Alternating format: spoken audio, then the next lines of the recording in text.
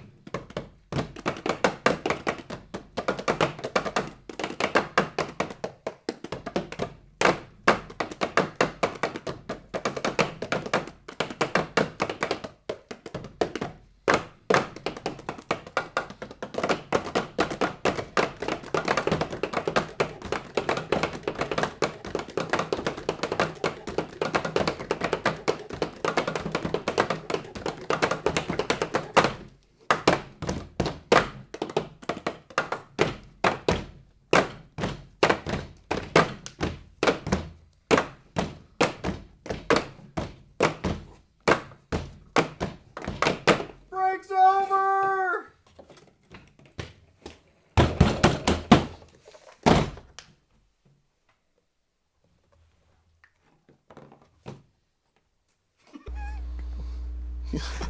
Well, that was really great, guys.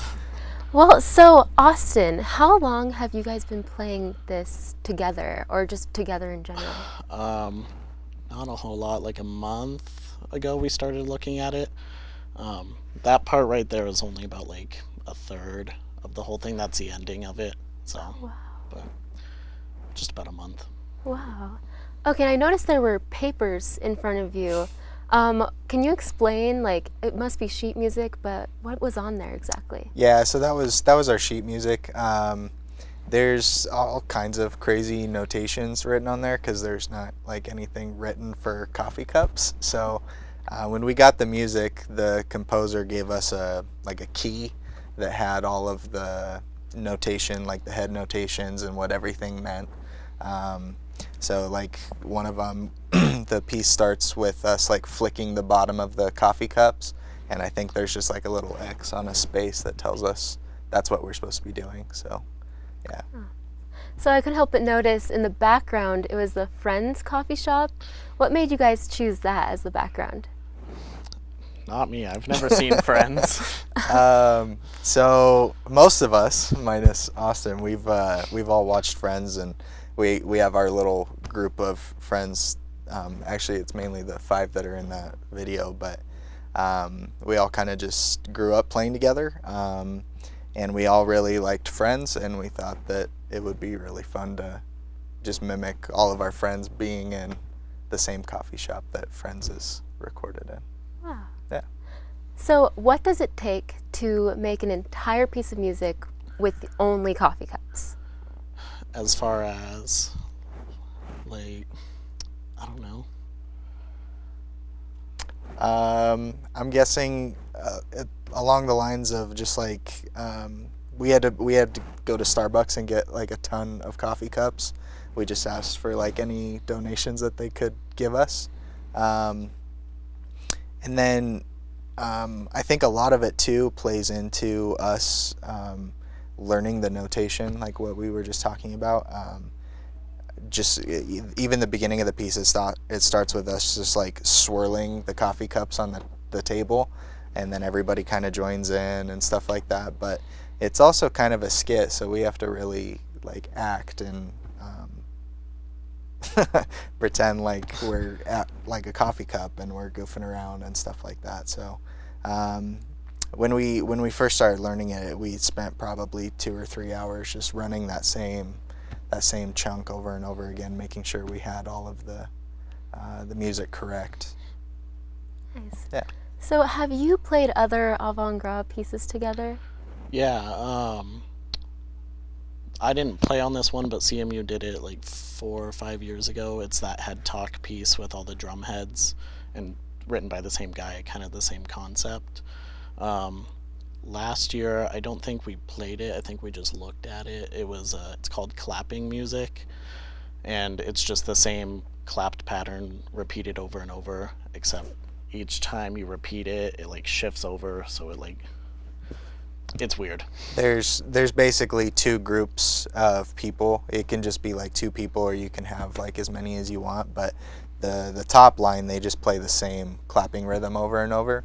And then the second group, all of the eighth notes just shift over by 1, and it progresses that way until the entire cycle is completed. So that one was a fun piece. And then I think it was last year we did this. A couple other percussionists, we did this piece called Quartet for Paper Bags. We had a professor that came in while our other professor was on sabbatical.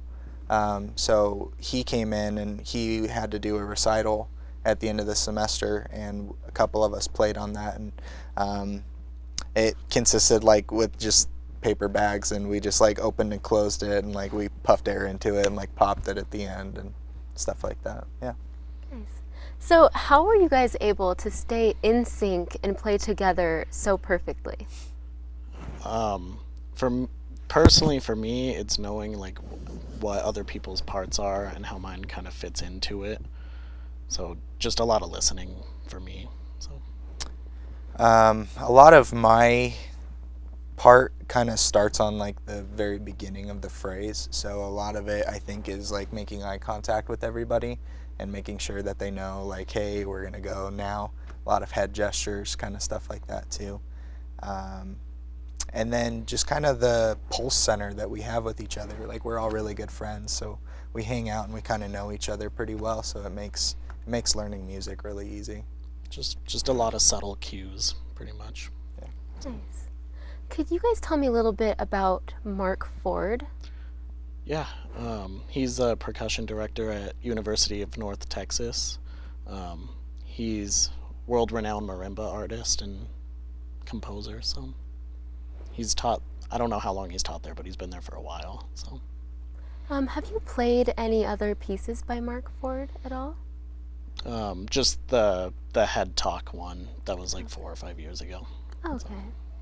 So, do you both play any other instruments? And if so, what do you play? I'll ask you first, Austin. Just percussion in general. So it can be like all different types of mallet instruments or different drums, or percussion's really like wide variety of instruments. Yeah. Nice. What about you?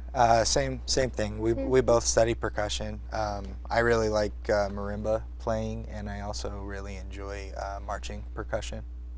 Nice. Yeah. Do you plan on pursuing music in your future as your career? Yeah. I'm in the business degree right now because, like I said earlier, I don't really want to teach, but I still have a pretty big passion for it, so I want to be more on the business side of things. So currently trying to find internship somewhere. So Nice. And what do you want to do? I really want to teach middle school band. I remember when I was in middle school, that was like a huge time for me that I really fell in love with music and drums especially. Alongside with teaching middle school band, I really want to work with a high school group, working with the drum line. I've been doing that the last couple years, and then I'm playing with the Grand Junction Symphony Orchestra as well, so I'm hoping to pursue that a little bit more and perform. Nice. Yeah. So, you have a recital coming up. Could you tell me a little bit about that? yeah, it's February 7th. It'll be over in Moss, and it's with my friend Logan. It's a joint recital. He plays trombone, so it'll be some solo stuff from me, some solo stuff from him, and then we're gonna play together on some things. And he's gonna fill in one of the parts on the coffee piece, so he'll play on that too. Could you tell me a little bit about the music that you're writing? Yes, so it goes with that avant-garde question. Right now I'm writing a piece for hydro flasks, and the way it works is so you have like this board and the like flat lids on them, you glue them on there, and that way the bottom of them is sticking up, and then you just hit them with really soft mallets, and the different sizes of bottles will make different pitches. So Nice. Do you have any advice for kids who want to pursue music for their futures? that's all you, buddy.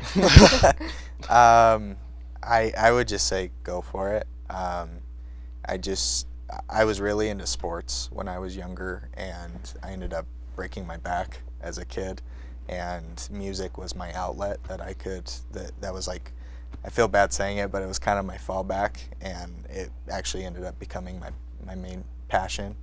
The more that you get involved with music, the more enjoyable I think it becomes. And along that same line with athletics and sports, like someday your body wears out and you can't do sports your entire life, but music is something that you can take with you till the day you die. So That's well said. thanks. Well, thank you guys so much for being here with us today and letting us see some of your music.